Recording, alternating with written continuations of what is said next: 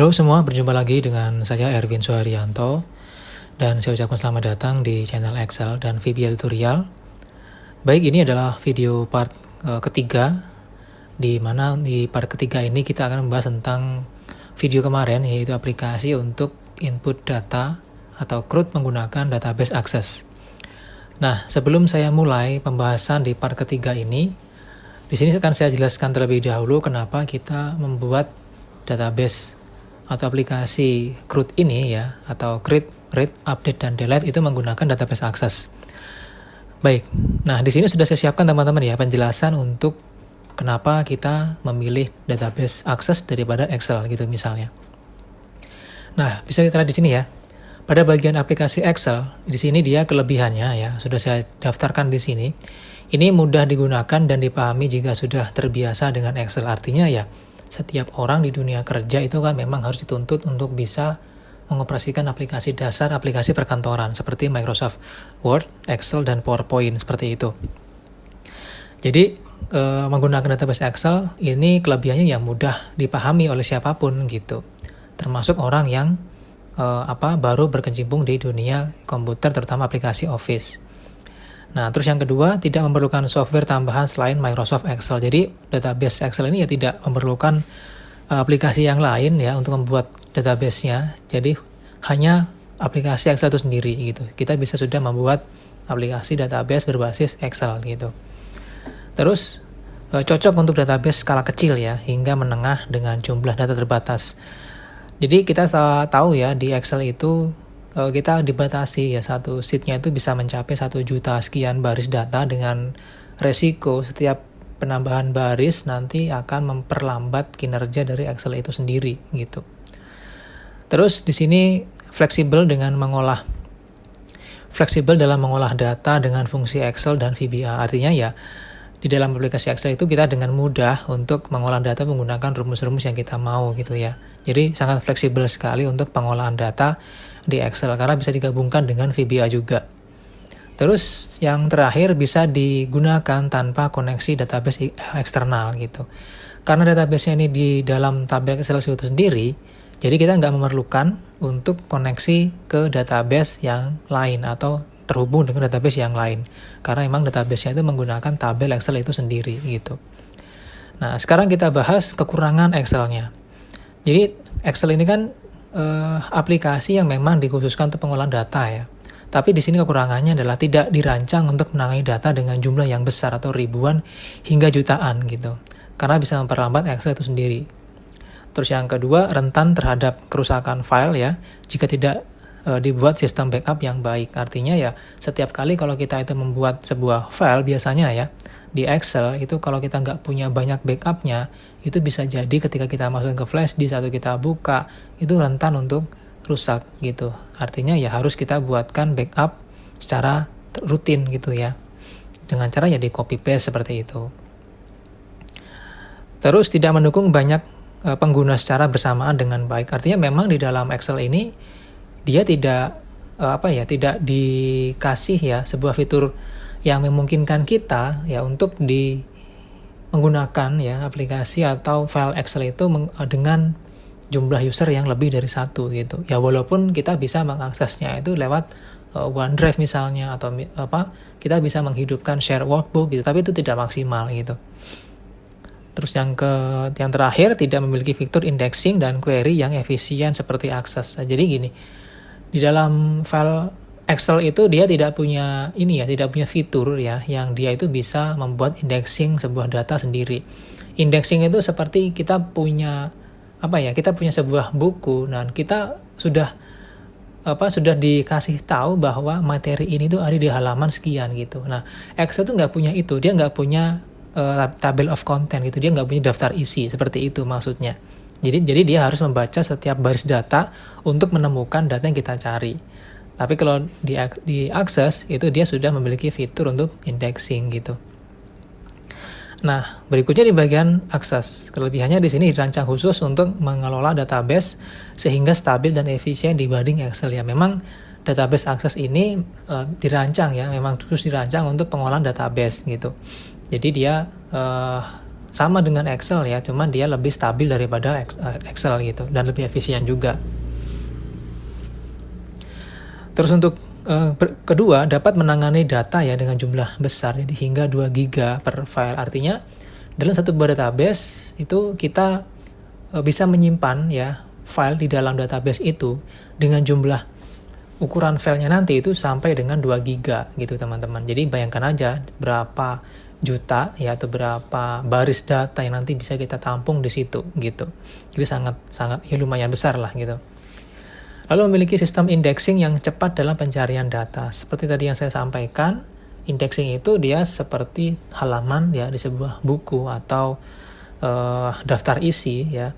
Kalau Excel dia sistem kalau kita mencari data misalnya di Excel itu ya dia harus membaca semua baris ya.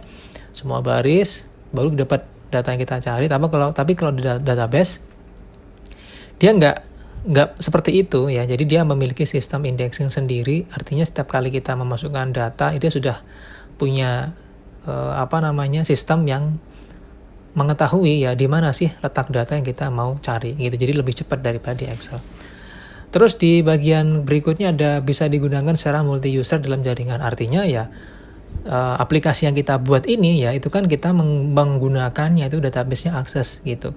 Jadi kita bisa ini menggunakan aplikasi yang nanti kita buat dengan database Access itu kita bisa buka dengan sistem jaringan ya dan bersamaan gitu. Dan dia pasti akan update karena emang database Access dirancang seperti itu gitu. Terus mendukung SQL query untuk manipulasi data lebih kompleks. Artinya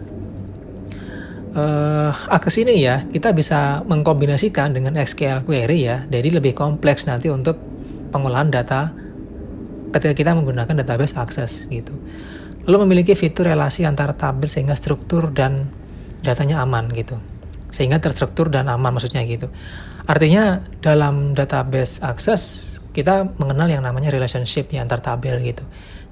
Jadi dia bisa untuk terhubung dengan tabel-tabel yang lain ya dan lebih terstruktur serta aman juga, nggak seperti di Excel yang dia tidak memiliki fitur itu gitu.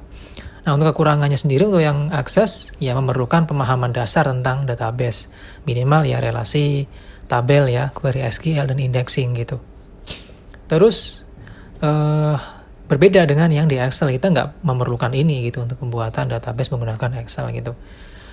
Yang kedua perlu menginstal aplikasi Microsoft Access ya yang mungkin tidak semua pengguna memilikinya. Artinya kalau kita punya aplikasi Office memang kan biasanya kan sepaket itu ya, ada Excel, Word, PowerPoint. Tapi biasanya Access itu tidak ada. Jadi memang harus diinstal terlebih dahulu untuk aplikasi Microsoft Access-nya agar bisa digunakan database Access di komputer yang menggunakan aplikasi berbasis database Access gitu. Terus yang berikutnya bisa lebih kompleks dalam pembuatan form dan report jika dibandingkan dengan Excel. Jadi di dalam Access itu sebenarnya kita juga bisa untuk membuatkan user form ya yang seperti kita buat di Excel juga dan dia lebih kompleks dibandingkan dengan Excel gitu. Tapi kenapa di sini saya menggunakan Excel? Ya, karena saya menggunakan kelebihan yang pertama ini tadi. Jadi semua orang yang punya aplikasi Office itu pasti mengenal yang namanya Excel seperti itu. Terus kapasitas database terbatas dibanding dengan SQL Server atau MySQL yang untuk kebutuhan skala besar. Jadi ini kekurangannya ya. Jadi Access itu digunakan untuk usaha dengan skala menengah. Kalau Excel itu disarankan untuk skala kecil aja. Tapi kalau sudah masuk ke skala menengah ya, misalnya ada database yang udah di atas 500.000 ya, 1 juta itu ya mending pakai yang Access gitu. Tapi kalau untuk skala besar ya udah harus pakai SQL Server atau MySQL seperti itu. Oke, itu untuk penjelasan tentang perbandingan antara database Excel dengan Access. Semoga bermanfaat ya.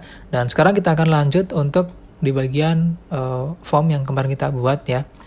Kita buka dulu di sini ya, developer, Visual Basic, dan ini adalah form yang sudah kita buat kemarin teman-teman ya.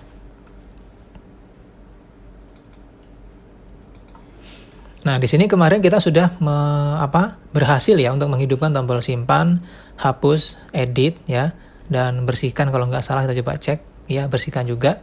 Nah, sekarang kita akan tambahkan lagi ya fitur yaitu pencarian di sini.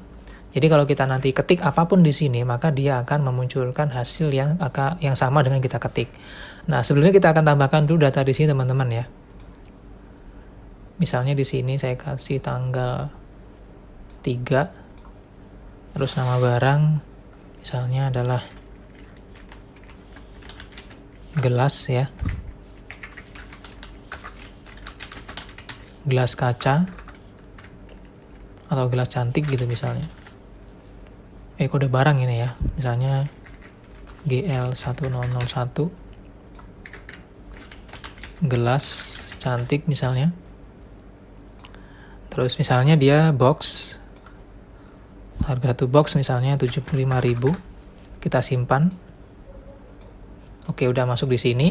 Nah, di sini nanti kalau kita ketik data yang mau kita cari ya, maka di bagian sini akan langsung muncul otomatis gitu. Oke, kita akan buatkan perintahnya teman-teman ya. Pertama di sini teman-teman klik ya, dan dikasih nama dulu. Di sini saya kasih nama txt cari. Terus kita klik 2 kali di sini. Nah, muncul seperti ini. Dan kita mulai mengetik codingnya. Pertama di sini kita akan kasih keterangan. Kita akan buat dulu ya untuk koneksinya, yaitu buka koneksi ke database. Oke, untuk buka koneksinya kita cukup ketik seperti yang kemarin ya. Kita ketik call open connection. Lalu kita buat variabel, ada dim sql string, terus bawahnya ada dim keyword ya string. Nah, terus di bagian bawah kita buatkan ya isi atau nilai dari variabel di atas. Kita kasih keterangan dulu. Di sini kita akan ambil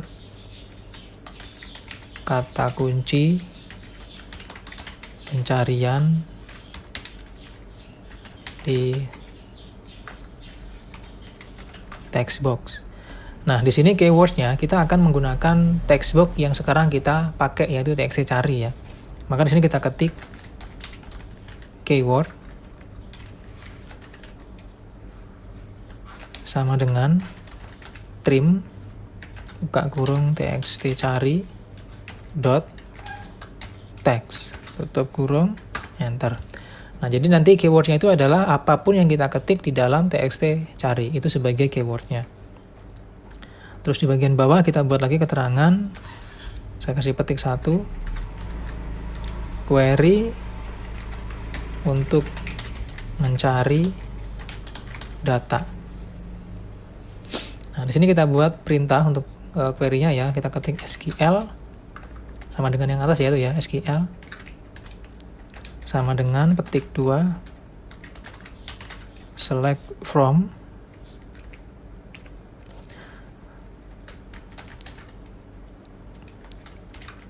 barang. Nah, untuk barang ini dia adalah tabel yang ada di dalam database akses kita gitu. Jadi adalah tabelnya.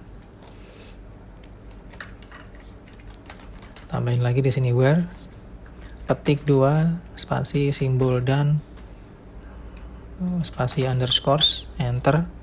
Di bawahnya kita ketik kolom yang mau kita cari. Pertama adalah tanggal misalnya. Tanggal like.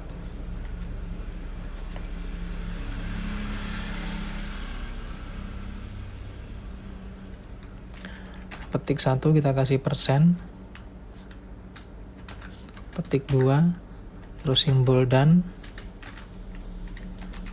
keyword simbol dan lagi petik 2 persen petik 1 or petik 2 spasi dan spasi underscore enter. Nah, untuk sisanya tinggal kita copy ini, paste di bagian bawah, tinggal kita ganti ini menjadi pertama kedua adalah kode barang, paste lagi. Habis kode barang ada nama barang. Lalu habis nama barang kita paste lagi ada satuan. Terus paste lagi. Ini kita ganti jadi harga.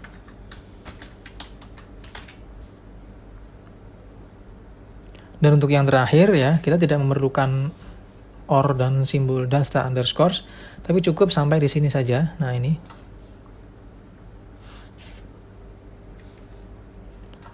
Sampai di sini teman-teman ya. Nah, ini. Ini kita kasih petik 1 dulu, baru petik 2. Oke, seperti ini. Terus di sini kita akan tambahkan perintah ya, debugging ya. Untuk mau ngecek hasil query yang kita hasilkan gitu.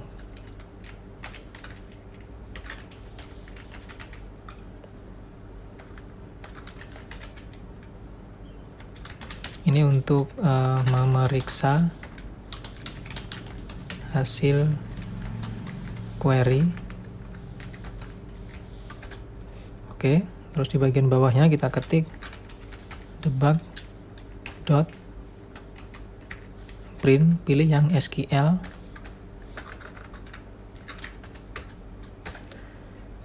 Terus di bagian bawah tambahkan lagi perintah petik 1, kita kasih keterangan eksekusi ya. Query dan tampilkan data di list view. Perintahnya di sini kita ketik call tampilkan data dalam kurung SQL tutup kurung, terus tambahkan lagi ada call close connection. Oke. Nah, di sini karena ada perintah tampilkan data SQL, maka di bagian bawah sini tambahkan lagi perintah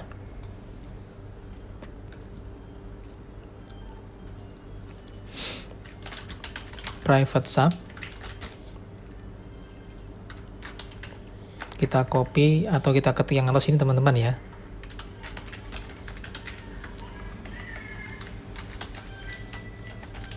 Tampilkan data dalam kurung SQL as string tutup kurung. Oke. Nah, terus kita buatkan perintah berikutnya untuk di bagian dalamnya ya. Nah, ketik di sini ada dim rss object, lalu ada lagi dim item as list item.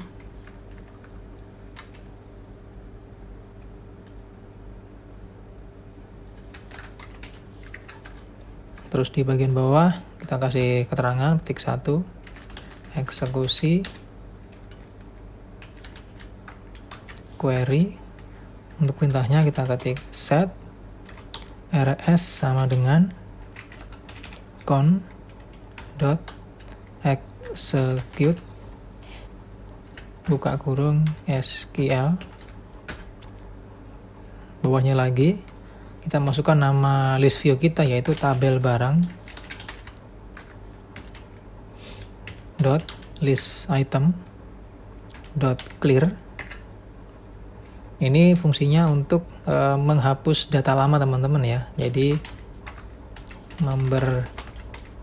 membersihkan data lama. Lalu kita tampilkan lagi yang baru di sini. Kita kasih keterangan lagi petik 1. Tampilkan data di list view. Kita ketik do while not rs dot eof. Bawah lagi set ya. Set item sama dengan tabel barang dot list item dot add buka kurung koma spasi koma rs lalu dot field ya, terus buka kurung petik 2 no petik 2 tutup kurung dot value tutup kurung. Oke. Di bagian bawahnya lagi tambahkan item. No ini adalah judul kolom pertama yang ada di dalam database akses teman-teman ya. Kita ketik di bawahnya ada item dot sub items buka kurung 1 sama dengan rs dot field buka kurung petik 2 tanggal terus petik 2 tutup kurung dot value. Oke. Nah, ini tinggal kita copy. Masukkan di bawah sini. Sampai dengan kita punya 5 baris ya. 3, 4, 5. Nah, ini kita ganti jadi 2, 3, 4, 5. Tanggal kita ganti jadi kode barang. Kita ngetik ini harus sama dengan judul kolom di dalam database-nya. Jadi nggak pakai spasi. Nama barang. Terus satuan. Lalu harga. Oke, bawahnya kita ketik rs dot move next. Bawahnya lagi kita ketik log. Lalu rs.close. Oke. Nah, kita coba tampilkan dulu teman-teman ya. Kita coba tes dulu apakah berhasil atau enggak. Kita jalankan langsung. Kita ketik di sini misalnya saya cari buku misalnya ya. Oke, di sini ada yang enggak bener ya. Oh, ini dia. Ini harusnya dot ya, bukan koma. Dot value nah gitu. Kita coba lagi jalankan. Kita ketik buku. Oke, di sini ada yang salah di bagian set rs-nya ya.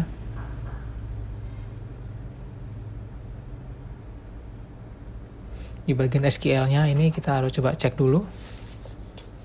Oke, teman-teman, di sini kesalahannya di sini harusnya from ya, bukan form ya. Ini kita stop dulu. Kita buka lagi di sini. Ini kita ganti jadi from. Terus yang ini harusnya pakai spasi. Oke, kita simpan dulu. Terus kita coba lagi. Kita ketik misalnya buku. Oke, sudah mau teman-teman ya. Nah, ini hasilnya. Kalau kita hapus, ya dia muncul lagi. Kita ketik tes. Nah, seperti itu. Kita ketik buah. Dia juga muncul di sini. Terus kalau misalnya kita ketik tanggal, misalnya 05. Nah, dia juga muncul tanggal 05 gitu. Oke, itu untuk pencarian teman-teman ya. Jadi di sini sudah selesai untuk pencariannya. Dan di sini kita bisa untuk membuat tombol ya. Kita klik developer, pilih insert, terus pilih comment button ini. Kita buatkan tombol di sini misalnya. Oke, dan di sini muncul ya assign makro. Kita klik tombol new. Nah, di sini kita buat perintah ya. Atau di sini teman-teman bisa kasih nama tombolnya dulu ya. Misalnya kita ketik di sini nama tombolnya atau perintahnya ya. Buka form. Di sini kita kasih perintah, nama form kita ketik itu nama form ini. Form data barang. Form data barang dot show. Oke. Nah, kalau sudah di sini tinggal kita klik kanan ya. Terus pilih edit text. Ini kita hapus. Kita ketik di sini perintah atau nama tombolnya adalah buka form. Lalu kita klik kanan tombolnya, pilih assign makro, terus pilih yang buka form tadi, lalu klik OK. Nah, kalau kita klik tombol ini, maka membuka form yang ini. Jadi, form ini sudah terhubung dengan database akses tadi ya. Artinya ya file ini nanti teman-teman bisa copy gitu. Jadi ini bisa di-copy ke komputer-komputer yang lain. Dan untuk database akses itu sendiri cukup ditaruh di satu komputer yang dianggap sebagai server. Lalu jelas di situ harus terkoneksi dengan jaringan lokal atau LAN ya. Nah, di situ nanti teman-teman bisa men-sharing folder yang berisi dengan database akses tadi. Jadi database akses tadi itu ditaruh di sebuah folder tersendiri di komputer server lalu di-sharing. Setelah di-sharing, maka di dalam komputer klien lain yang lain itu harus dihubungkan database-nya menggunakan sistem map network drive juga bisa ya, Akhirnya nanti ketika sudah terhubung, maka ketika kita buka di sini, terus dia memilih untuk database-nya, tinggal diklik ya, terus cari di sini di mana database yang tadi Anda sharing seperti itu. Dan akhirnya juga dia bisa untuk dipakai di semua komputer yang aktif atau menggunakan multi user. Gitu teman-teman ya, sesuai dengan yang di sini tadi. Oke teman-teman, terima kasih untuk video kali ini, semoga bermanfaat ya. Dan kita akan lanjut lagi tutorial-tutorial video selanjutnya di pertemuan selanjutnya. We'll